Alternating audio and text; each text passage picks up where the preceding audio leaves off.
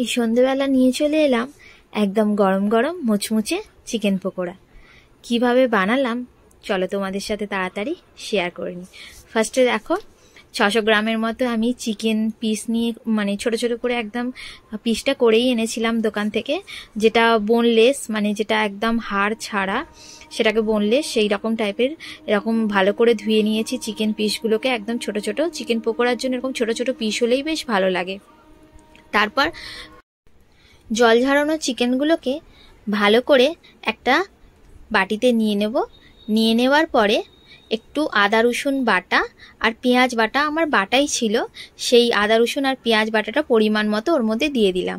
আর দিয়ে দিলাম তার সঙ্গে 4 থেকে 5 চামচ অ্যারারুট অথবা কর্নফ্লাওয়ার, যেটাই বাড়িতে থাকবে সেটা দিয়েই ভালো করে এটা ম্যারিনেশন করে নেবে। আর আমি এর মধ্যে চিকেনগুলো সফট হওয়ার জন্য একটা ডিম ভেঙে দিয়ে দিলাম। আর দিলাম গোলমরিচ গুঁড়ো আর তার সঙ্গে কাঁচা লঙ্কা কুচি কুচি করে কেটে। যতটা পরিমাণ তোমরা ঝাল খাবে সেই মতোই কিন্তু গোলমরিচ গুঁড়ো আর কাঁচা লঙ্কাটা এর মধ্যে অ্যাড করবে।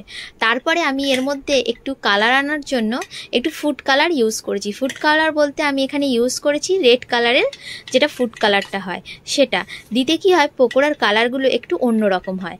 সেটা ভালো করে দিয়ে ম্যারিনেট করে 10 মিনিটস রেখে দেবো। 10 মিনিটসের পরে চিকেন থেকে একটু পরিমাণে জল বেরিয়েছিল, কারণ আমি এতে একটু নুন দিয়েছিলাম সেই কারণে। তো নুন দেওয়ার জন্য যে জলটা বেরিয়েছে, তারপর আমরা 10 মিনিটস পর একটু কোটিং করে নেব। কোটিংয়ের জন্য আমার লাগছে ময়দা, যেটা আমি 5 থেকে 6 চামচ ময়দা দিয়েছি। আর দিয়েছি চালের গুঁড়ো। এই চালের গুঁড়োটা দিলে কি হবে, চিকেন পকোড়া স্বাদটা আরও দ্বিগুণ পরিমাণে বাড়বে আর খেতে মুচমুচে আর করকরে যে ভাবটা সেটাও আসবে। একবার এরকমভাবে চালের গুঁড়ো দিয়ে বানিয়ে দেখতেই পারো, সত্যি অসাধারণ খেতে হয় পকোড়াগুলো। এইভাবে নতুনত্ব স্টাইলের একটু বানিয়ে বাড়িতে ট্রাই করবে। আমি জানি না তোমরা কিভাবে বাড়িতে পকোড়া বানাও, তোমরা যদি এইভাবে বাড়িতে বানিয়ে থাকো অবশ্যই আমাকে কমেন্ট করে বলো, বা অন্য কোনো টাইপের যদি তোমরা বানিয়ে থাকো সেইভাবেও কিন্তু আমাকে কমেন্ট করে বলো, আমি কিন্তু বাড়িতে বানানোর চেষ্টা করব। এইভাবে দেখো ভালো করে ম্যারিনেট করার পরে আমি আবারও 30 মিনিটের জন্য বা আধা ঘন্টার জন্য আলাদা করে সাইড করে রেখে দিয়েছিলাম। আর চালগুলো দেওয়ার ফলে পকোড়াগুলো কিন্তু যে জল বেরিয়েছিল সেটাও কিন্তু পুরোটা টেনে নিয়েছে। দেখো এইভাবে কিন্তু একদম গায়ে গায়ে লেগেছিল সব ব্যাটারটা।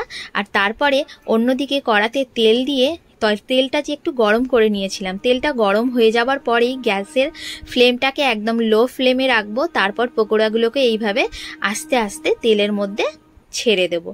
ছেড়ে দেবার পর পকোড়াগুলোকে ভালো করে উল্টে পাল্টে ভেজে নিতে হবে একদম গ্যাসের হাই ফ্লেমে।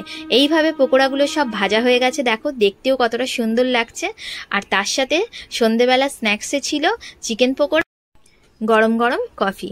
পকোড়ার সাথে কফি কম্বিনেশনটা কিন্তু একদম অদ্ভুত, মানে অপূর্ব, যেটা জাস্ট অপূর্ব। খেতে কিন্তু দারুণ ছিল গরম গরম পকোড়া আর তার সঙ্গে এরকম কফি। শীতকালেই যে কফি খেতে হবে তার কোনো মানে নেই, পকোড়া হলেই কিন্তু আমরা কফি বানিয়ে খাই। আজকের ভিডিওটা কেমন হলো